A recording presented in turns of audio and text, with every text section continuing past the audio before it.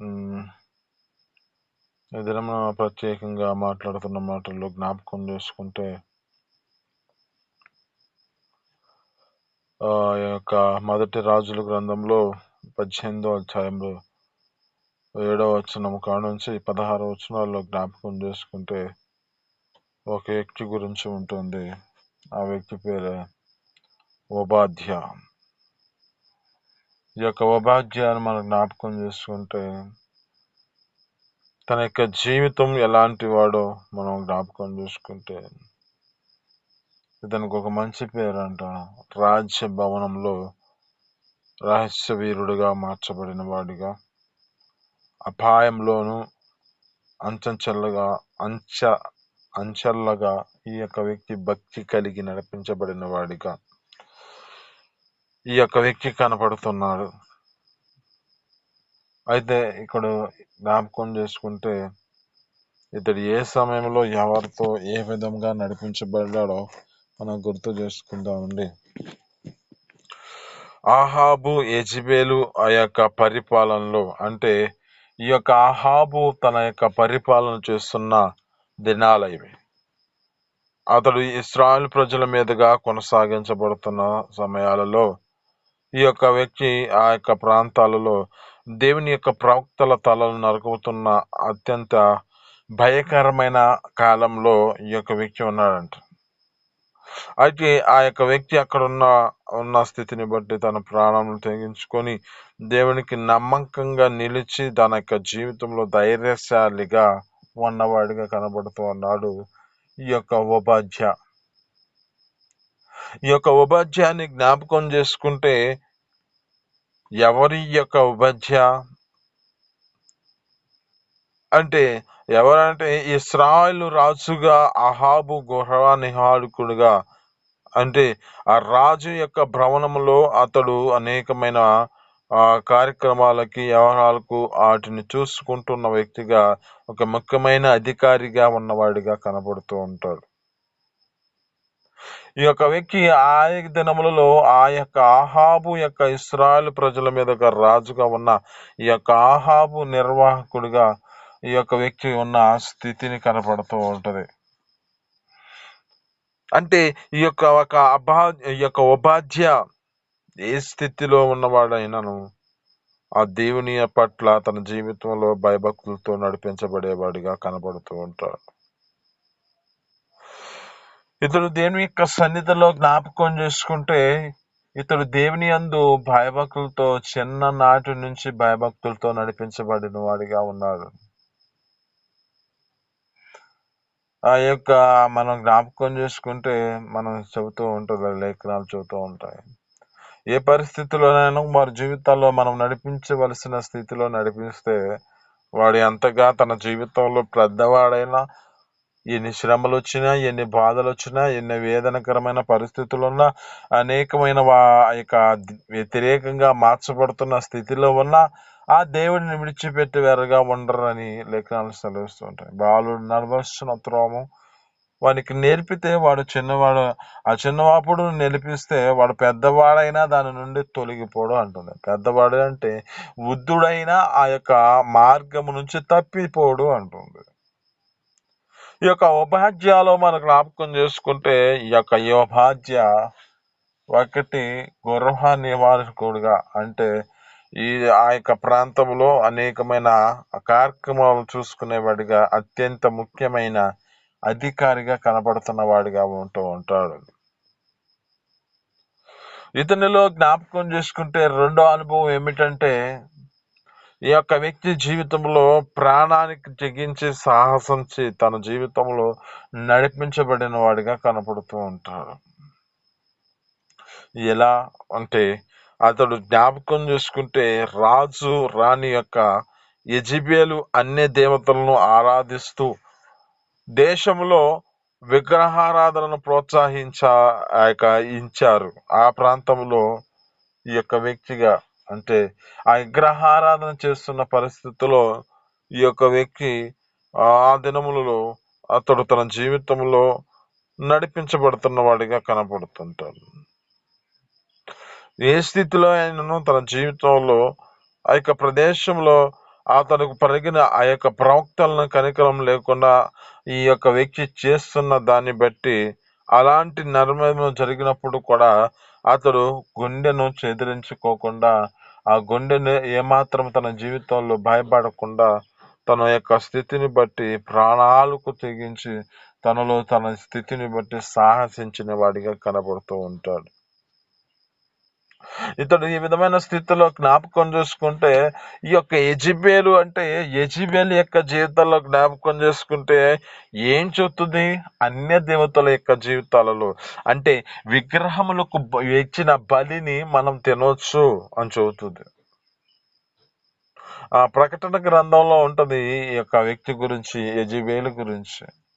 తాను ప్రవక్తనని చెప్పుకుంటుంది అంట. తాను ప్రవక్తనని చెప్పుకుంటూ అనేక మందిని ఆ యొక్క విగ్రహములు బలిచ్చిన వాటిని తినొచ్చని ఇంకను ప్రోత్సహిస్తూ ఉంటది. ఏది? దేవునికి వ్యతిరేకమైన బోధన బోధిస్తూ అనేక మందిని ఆ వ్యతిరేకమైన బోధలోనికి తీసుకొచ్చే విధంగా మార్చబడిన స్థితిలో కనిపిస్తున్నది ఈ యొక్క యెజెబెలు. ఈ యొక్క యెజెబెలుని జ్ఞాపకం చేసుకుంటే పోస్ట్ నాటిలో ఏ విధమైన స్థితిలో ఉన్నదో కనపడుతూ ఉంటుంది.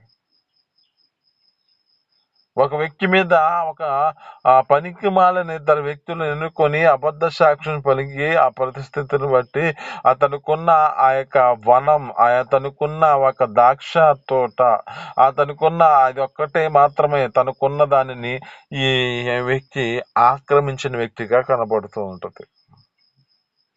ఈ యొక్క వ్యక్తిని జ్ఞాపకం చేసుకుంటే ఈ యొక్క యెజెబెలు అనేక మంది ప్రవక్తలను చంపుతూ ఉన్న వ్యక్తిగా కనబడుతున్నారు. ప్రవక్తలను చంపుచున్న వ్యక్తి మరి ప్రవక్తనని చెప్పుకుంటోంది. అన్య దేవతల ఆ యొక్క గ్రహములను చేసిన వాటిని ఆరాధించి అనేక మందిని వాటిని ప్రోత్సహించే వ్యక్తిగా కనిపిస్తున్నా, కానీ ఇక్కడున్న మాటలు జ్ఞాపకం చేసుకుంటే ఆ దినములలో ఈ యొక్క ఉపాధ్యాయ ఉన్నాడు. ఈ యొక్క ఉపాధ్యాయ ప్రాణాలకు తెగించి సాహసించి అతని ద్వారా కొన్ని మంది ప్రవక్తలను రక్షించడానికి కారకుడిగా మార్చబడిన వాడు ఈ యొక్క ఉపాధ్యాయ. ఈ యొక్క ఉపాధ్యాయ ఏ స్థితిలో ఉన్నవాడిగా కనపడుతున్నా అక్కడ జ్ఞాపకం చేసుకుంటే 100 మంది ప్రవక్తలను రక్షించిన వాడిగా ఈ యొక్క ఉపాధ్యాయ కనపడుతూ ఉంటాడు.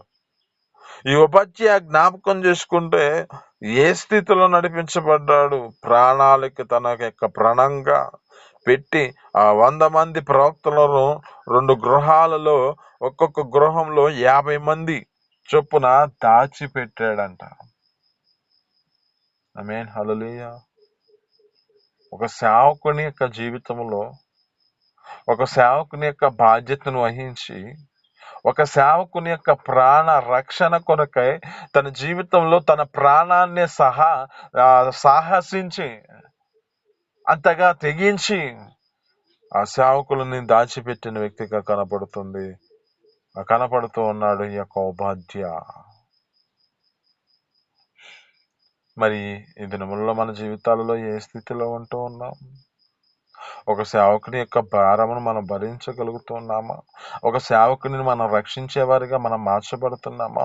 ఒక సేవకుని మనం పోషించేవారిగా మన జీవితాలు నడిపించబడుతున్నాయా?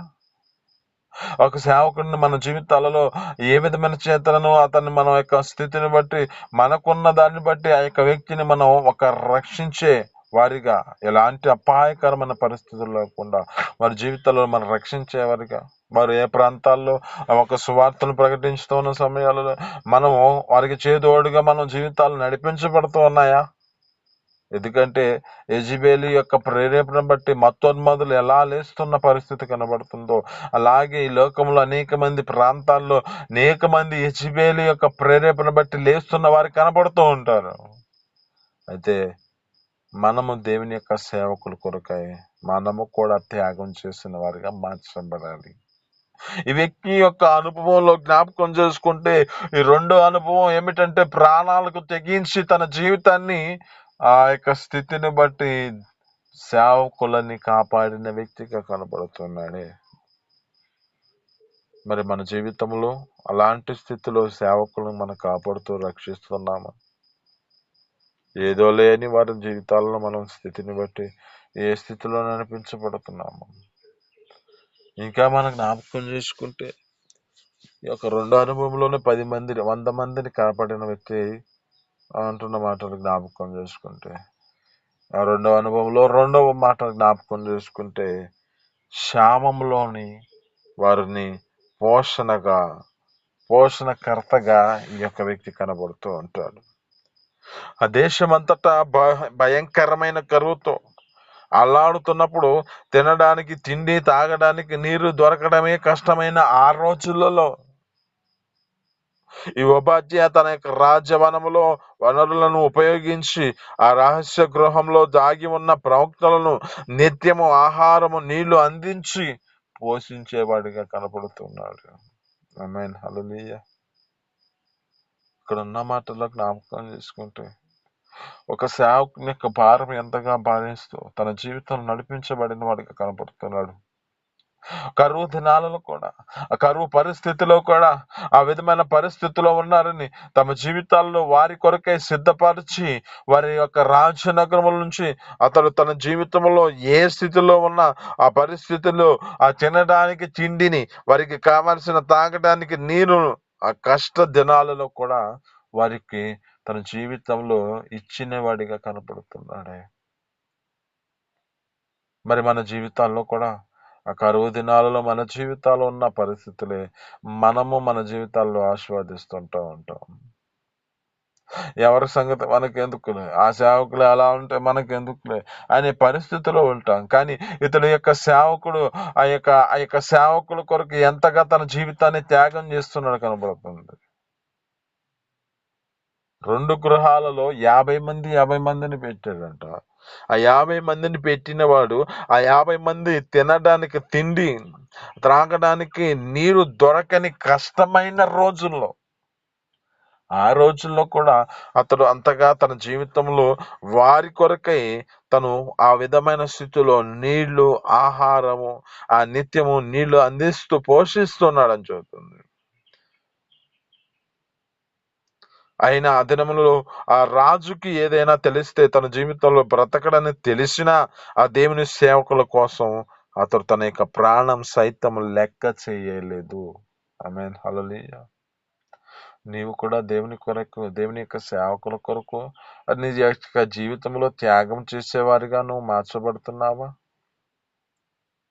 వారి కొరకు నువ్వు జీవితంలో ఆ విధమైన స్థితిలో వారిని రక్షించే విధమైన స్థితిలో అయినను, వారిని పోషించే స్థితిలో అయినను, వారికి కావలసిన ఆహారము, వారికి యొక్క జీవితాలలో కావలసిన నీటిని మనం జీవితాలలో అనుగ్రహించగలిగే వారిగా మనం మార్చబడుతున్నామా? లేదా ఈ యొక్క ఉపాధ్యాయులు మన జీవితంలో అనుభవాలు మనం నేర్చుకుందాం.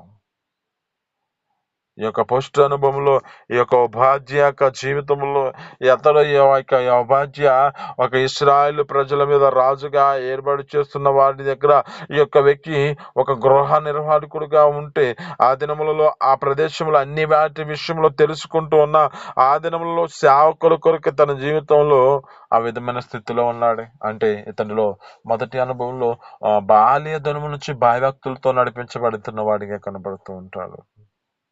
ఆ దేవుని యందు తన జీవితంలో భయభక్తులతో నడిపించబడిన వాడిగా తన జీవితాన్ని నడిపించుకుంటూ ఉన్నాడు. పేదనాటికి అనను దేవుని యందు భయభక్తులతో నడిపించబడ్డాడు. ఆ చిన్ననాటి నుంచి ఆ విధమైన స్థితిలో నడిపించబడ్డాడు. మరి ఇతనిలో 2వ అనుభవం ఏ విధమైన స్థితిలో ఉన్నదంటే ప్రాణాలకు తెగించి సాహసించి తన జీవితంలో ఆ విధమైన స్థితిలో నడిపించబడి 100 మంది ప్రవక్తలను కాపాడిన వాడిగా, రక్షణకు వారిని తీసుకొచ్చిన వాడిగా కనబడుతున్నాడు. ఆ యొక్క 2వ అనుభవంలో 2వ మాట అతనిలో జ్ఞాపకం చేసుకుంటే తన జీవితంలో ఆ యొక్క సేవకుల యొక్క రక్షణ, వారికి కలిగిన ఆ పోషణ కొరకై తన జీవితంలో కష్టపడిన వాడిగా, కష్ట స్థితిలో యొక్క రోజుల్లో కూడా అతడు వారిని పోషించేవాడిగా మార్చబడ్డాడు. మరి మన జీవితంలో కూడా అట్టి కృప మన జీవితాల్లో కూడా వెంబడించేవారిగా మన జీవితాలను నడిపించబడాలి. 3వ అనుభవం జ్ఞాపకం చేసుకుంటాం. 3వ అనుభవం ఏమిటంటే ఏలియాతో భేటీ. ఏలియాతో ఆ యొక్క సావాసం ఏలియాతో నడిపించేవాడిగా కనపడుతూ ఉన్నాడు.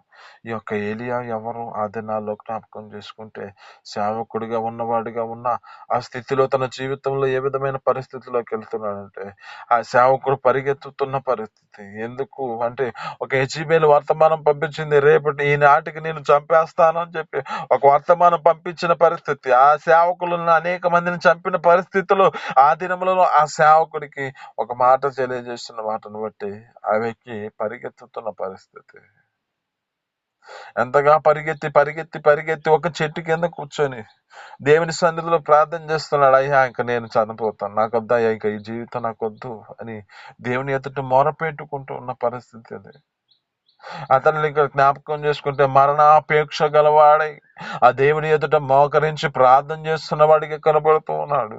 ప్రార్థన చేస్తూ అయ్యా ఇక నాకు ఈ ప్రాణం వద్దు, తీసివేయని చెప్పి ప్రార్థన చేస్తూ అతను నిద్రపోతున్న తర్వాత దూత వచ్చి తనకు పోషణ ఇచ్చి తన జీవితంలో ఆ దూత తన యొక్క జీవితంలో మరలా మాట్లాడుతూ ఒకసారి మాట్లాడినప్పుడు నిద్రపోయాడు. అతనికి కావలసిన ఆహారాన్ని పెట్టేసి మళ్ళా ఆ విధమైన స్థితిలో నిద్రపోయిన పరిస్థితి. మరలా రెండో మార్లు వచ్చి ఆహారం ఇచ్చి తన జీవితంలో ఒక మాట మాట్లాడుతుంది, శక్తికి మించిన ప్రయాణం నీకుంది అని చెప్పినప్పుడు అతని జీవితంలో జ్ఞాపకం చేసుకుంటే అతను ఎంతగా ప్రయాణం చేశాడంటే ఆహారం చేత 40 రాత్రులు 40 పగళ్ళు ప్రయాణం చేశాడంట. శక్తికి మించిన ప్రయాణం ఆ యొక్క వ్యక్తి చేసిన వాడిగా మార్చబడ్డాడు.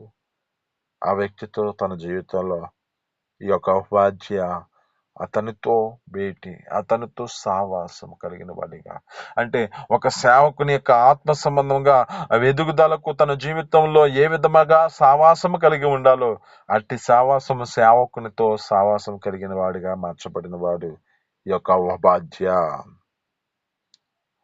అలాగే మన జీవితాల్లో కూడా అలాంటి సావాసము మనతో కూడా ఆ యొక్క వ్యక్తితో కూడా మన జీవితాలు నడిపించబడేవారుగా, అలాంటి సేవకులతో మన ఆత్మీయ అనుబంధముకు మనం నడిపించబడేవారుగా మనం మార్చబడాలి. దీని యొక్క అనుభవములు మనం నేర్చుకుంటూ మన జీవితాన్ని నడిపించుకుందాం. ఇలాంటి ఈ యొక్క ఉపాధ్యాయ వల్లే మన జీవితాల్లో కూడా ధైర్యంతో భయభక్తులతో నడిపించబడి సేవకుల కొరకే మన జీవితాలను త్యాగం చేస్తూ ఆ సేవకుల కొరతోనే మన జీవితాలు సావాసం కలిగి నడిపించబడదుము గాక. ఈ మాటలు మీ ఎన్నికల్లో దీవించి ఫలించును గాక. చిన్ని ప్రార్థన. పరిశుద్ధుల జీవాధిపతి ఆశ్చర్యకరుడ మహోన్నతురానికి స్తోత్రాలు. మీ అపారమైన ప్రేమ చేత ఈ యొక్క ఉదయకాలం మాతో మాట్లాడిన మాటలు బట్టి నేను స్తోత్రాలు. నా తండ్రి ప్రత్యేకంగా అయ్యా ఈ దినమున నా తండ్రి యొక్క ఉపాధ్యాయ గురించి మాకు తెలియజేసిన దాన్ని బట్టి స్తోత్రాలు తండ్రి. అయ్యా ఈ యొక్క ఉపాధ్యాయ ఎవరో నా తండ్రి మాకు తెలియజేశారు. ఒక గృహ నివారకుడుగా అయ్యా నా తండ్రి అంతా చూసుకునేవాడిగా ఇశ్రాయేలు ప్రజల మీద రాజుగా ఉన్న ఆహాబు యొక్క అయ్యా నా తండ్రి ప్రాంతంలో అన్న తండ్రి అన్నిటిని చూసుకునే వ్యక్తిగా ఉన్న తన జీవితంలో ఒక భయభక్తులతో నడిపించబడిన వాడిగా ఉన్నాడు అంటున్నాం. అట్టి కృప మా జీవితాల్లో కూడా బాల్యదినం నుంచి నడిపించబడిన వాడిగా కనబడుతున్నాడని చెబుతున్నాం. అట్టి కృప మా జీవితాల్లో కూడా ఉండి అయ్యా నీ యందు భయభక్తులతో నడిపించబడే కృపను మాకు దయచేయండి. అలానే తండ్రి అయ్యా ప్రాణాలకు తెగించి సాహసించి తన జీవితంలో నడిపించబడిన వాడిగా కనబడుతున్నాడు. అట్టి కృప మా జీవితాల్లో కూడా అనుగ్రహించి అయ్యా నా తండ్రి ఆ యొక్క వ్యక్తి నా తండ్రి అయ్యా 2 గృహాలలో నా తండ్రి 50 మందిని నా తండ్రి దాచి ఉంచి సేవకులను రక్షించిన వాడిగా కనబడుతున్నాడు. అటు కృపలో మా జీవితాల్లో కూడా సేవకులు మేము రక్షించుకునే వారు కృపను చూపించండి. ఆయనకు స్తోత్రాలు తండ్రి.